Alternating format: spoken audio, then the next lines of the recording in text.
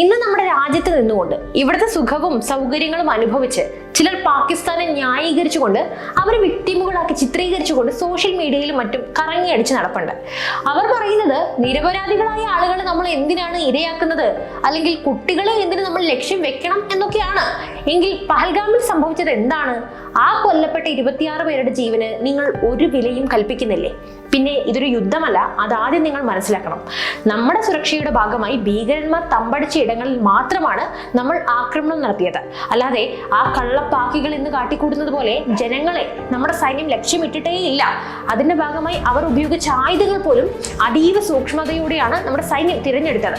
അതെ, ഓപ്പറേഷൻ സിന്ദൂർ നമ്മുടെ രാജ്യത്തിന്റെ സുരക്ഷയ്ക്ക് വേണ്ടിയുള്ള കരുതലാണ്. അതാദ്യം മനസ്സിലാക്കി വെക്കണം.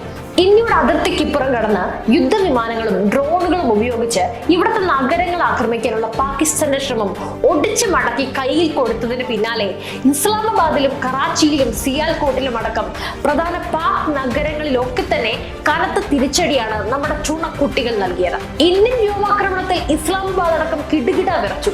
പാക് തലസ്ഥാന നഗരിയിൽ തീമഴ പെയ്പ്പിച്ച് മിസൈലുകൾ പറന്നിറങ്ങി. കറാച്ചിയിലും സിയാൽകോട്ടിലും തുടർ സ്ഫോടനങ്ങൾ ഉണ്ടായതായിട്ടാണ് റിപ്പോർട്ടുകൾ. ഇങ്ങോട്ട് ആക്രമണമായി വരുമ്പോൾ നമ്മുടെ സൈന്യം എന്താ അവിടെ നോക്കി നിൽക്കണമെന്നാണോ ഇവരൊക്കെ പറയുന്നത്? എന്നിട്ട് നമ്മളെയൊക്കെ അവർക്ക് മുന്നിലേക്ക് ഇട്ടുകൊടുക്കണോ? എന്താണ് അങ്ങനെയുള്ളവരുടെയൊക്കെ അഭിപ്രായം? അതുകൂടി ഒന്ന് പറയണം കേട്ടോ.